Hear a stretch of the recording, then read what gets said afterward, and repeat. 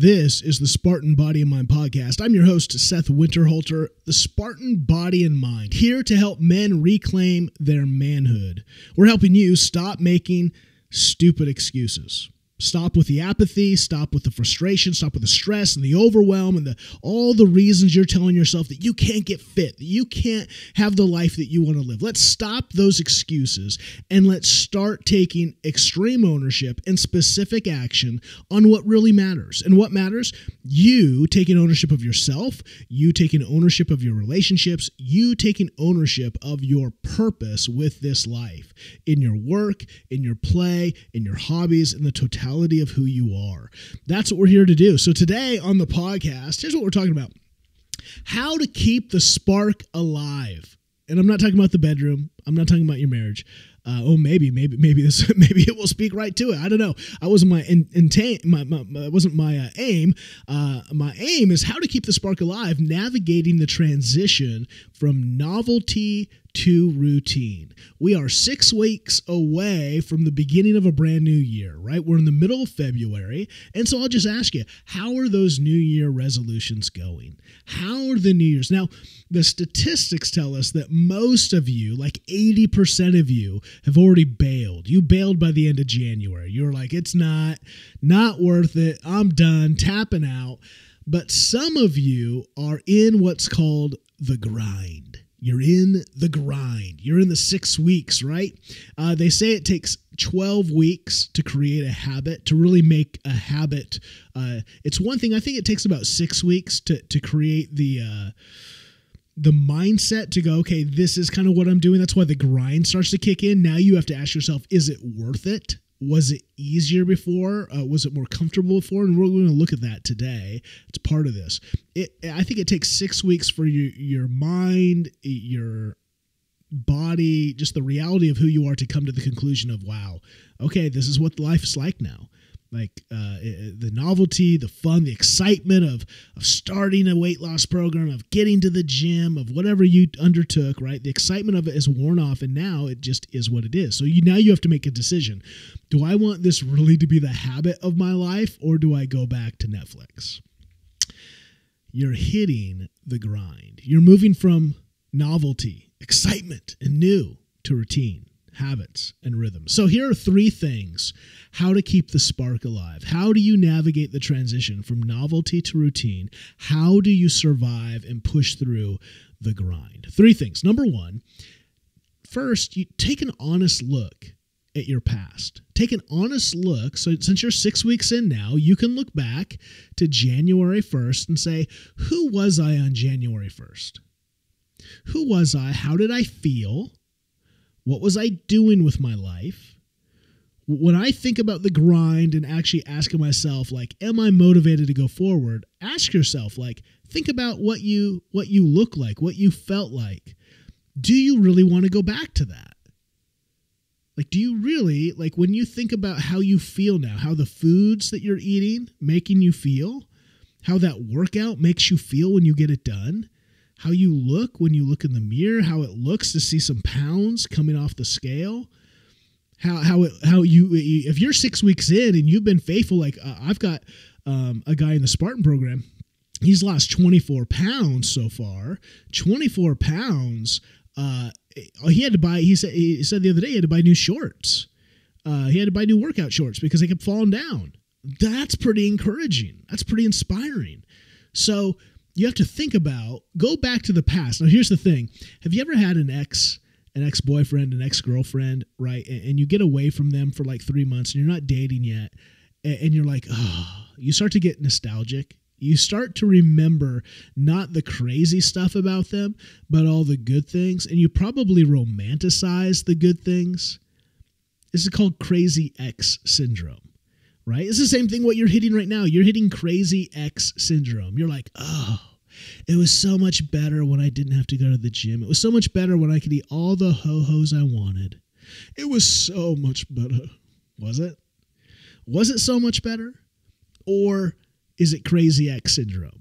Are you romanticizing the little things that were good? Because I'm sure there was some good, but you're just neglecting all that was bad. You're just casting that off. Oh, I don't know if it was that bad.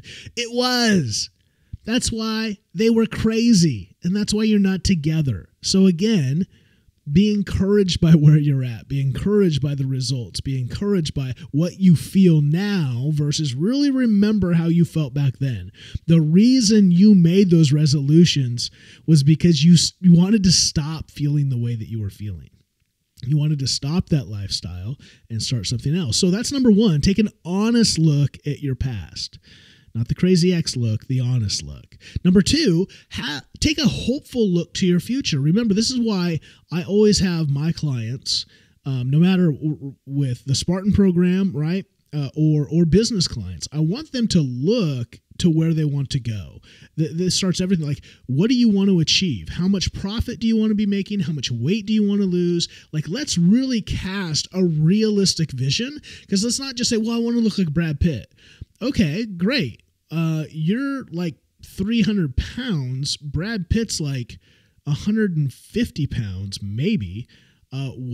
Like, is that really what you want to do? And if so, hey, great. Then let's cast a realistic, like, how much time is it realistically going to take to lose that weight and to shape our body the way he has his? Because he has a specific body type. So we've got to figure out if that's even possible. And what kind of workouts, so there's work to be done. So that's why I say take a hopeful look, a realistic look, but man, be hopeful. This is where I'm going. I have a realistic plan. I know what I'm becoming. I'm excited for that future. And you remind yourself why it matters. I want that life. This is why, if you just want to look like Brad Pitt because Brad Pitt is the icon. Now, it's not, I'm dating myself, aren't I? Let's see, who Paul Rudd, maybe, who's the icon today that people look at and go, oh, he's the sexiest man alive. Or if you're a gal, listen to this, right? Who's the gal that everyone's intrigued with? Everyone wants to become like, oh, it's this. Like, are you doing that just because that's what your culture, your community says is good? Because that's not healthy. That's not going to matter to you. Other people's opinions won't matter. They will not drive you to accomplish hard things, important things. What will is you saying, this is what I want to become. Like, why do you want to get fit? Like, what kind of lifestyle is that going to bring? How's that going to impact your relationship? How's that going to impact your ability to get the job you want or to attain the role you want?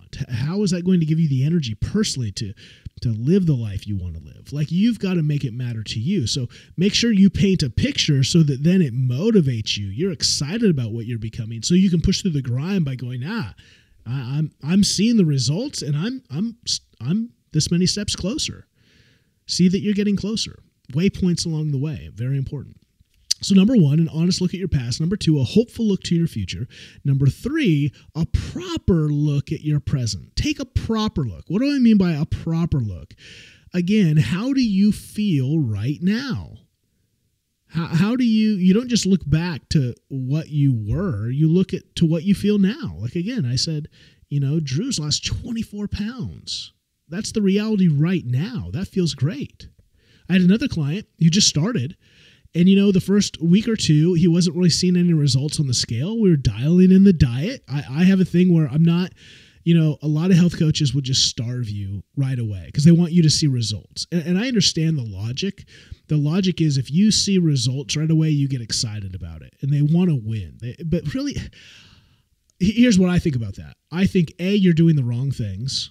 So it's not actually giving you the results you want. B, it's more about the coach feeling good about themselves. Like, I want you, the client, to have a win so you feel good about my coaching. Listen, I'm not interested in that. I'm interested in real results. So guess what? If you don't lose any weight the first week or two, I'm not going to be surprised, and I'm going to tell you, this is about you, A, not being hungry. I'm not going to starve my clients. I want my clients to actually to eat more and be as full as possible the first 2 weeks of the program. Why? Because I want to reset your metabolism. I want to reset your insulin sensitivity. I want to do a bunch of things that are actually going to then get you to lose fat instead of losing just weight. If I can dial in your diet where you're not hungry and you're loving what you eat and then slowly bring down calories, you're going to love life and you're actually going to lose fat. And you're going to lose fat the fastest way possible, which is you can only lose so much fat at a time, right? These people who lose a lot of weight real quick, you're not losing just fat. You're burning through muscle. You're burning through the healthy realities of your body as well. So anyway, this is not that podcast. So how do you feel? So anyway, why I bring this up. This client this week now is starting to see the scale drop. They're down to a new low. He's like, he's excited. I'm excited. We're excited, right? And we're seeing the results of the plan. So are you seeing results? Now, if you're not seeing results, I get it. You're not in the grind. You're in nothing. Like you're not doing the work or your coach is not. So something's wrong there. And you got to dial that in. You got to figure that out because you should 6 weeks in be seeing results. And so think about those results. Think about the way, what does the scale say? What do your clothes say? How do you look? How do you feel? In the training, no one likes to go to the gym. Well, some of us psychos do because we know what the gym does for us though. Like I love going to the gym because it's my time. That's my space where I'm not working. I don't have to work on anything, but just me. I get those 2 hours a day just to reset my mind, reframe life, just think about, think about doing something that hurts, but it only hurts me, right? It hurts me to go to the gym. It hurts, lifting heavy weight hurts me. I can hurt myself as much as I want. I like that. Crazy. Okay, so look at the results, the way you feel after the food you eat. So look at your, and again, I just talked a lot about health and fitness, but it could be anything, right? With your job, with like any journey that you undertake should have markers along. It shouldn't just be when you get to the destination that you feel good. You should be feeling good. You should be learning and growing, and there should be achievements along the way. Life is about the journey. It's not about the destination because the journey has so much reward in it. So are you paying attention? Are you taking a proper look at your present to see those rewards, to experience those rewards? Don't get so caught up at the destination that you're not enjoying the experience as you get there. The big question is this: how to keep the spark alive? Just ask yourself, would you really want to go back? Would you really want to go back? And now that you're making headway towards a new destination, see, that's the benefit is the closer you get to your destination, the easier it is because the longer it takes to look back and go, man, that's a far way.